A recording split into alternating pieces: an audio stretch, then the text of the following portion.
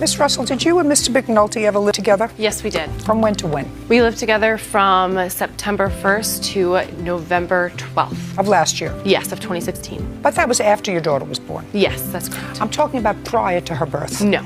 And at the time that she was born, were you and the defendant still dating? No. When had you stopped dating? In September of 2015. Your complaint indicated, the first couple of lines, that Mr. McNulty did not know he had a child due to some, use the word mix-up, for the first 4 months of her life. Mm-hmm. Was that a mix-up because there was someone else who was originally named as the father? There was. I was dating someone. Okay, so there was someone else who was named as the father. And what prompted you to take another step towards finding that Mr. McNulty, who actually had a paternity test, was the father of the child? He contacted me asking for it, paternity test. Is that right?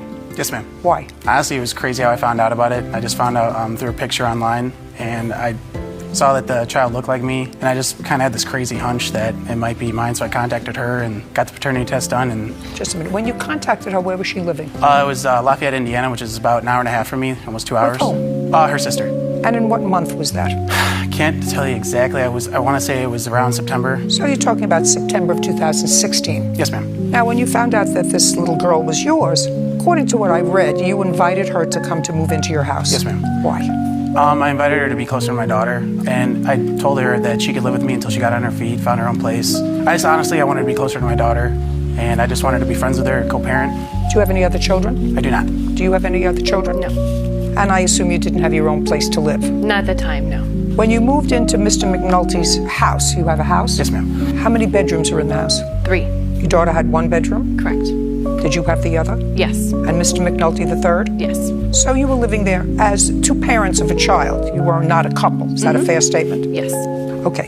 Now, an incident occurred in September wherein you claimed that Mr. McNulty damaged your car, took your cell phone, and threw your property out. He threw some of my belongings out, not all of them, Now, and it was in November. Would you like to explain to me, Miss Russell, why this man who actually tried, at least on the surface, tried to do everything in an appropriate fashion, contacted you to find out whether he had a child, bore the expense probably of a paternity test, found out that this was in fact his child, and you were, for all intents and purposes, homeless. You didn't have your own residence. He invited you to come to stay in his house, your own bedroom, because he wanted to, he uses the word co-parent, he wanted to be closer to his child. You want to tell me why he would do such dastardly things? You want to tell me what happened in November? I did pay for the entire paternity test. I also was living comfortably at my sister's. I had my own room. Well, then why would you go to his house? Because I thought I was doing the right thing and letting my daughter's father be in her life. She can be in his life many, many ways. Yeah, he wanted us to be closer, and he gave us this dream of being a happy family, and little did I know until I moved in that he was not the person I thought he was. Okay,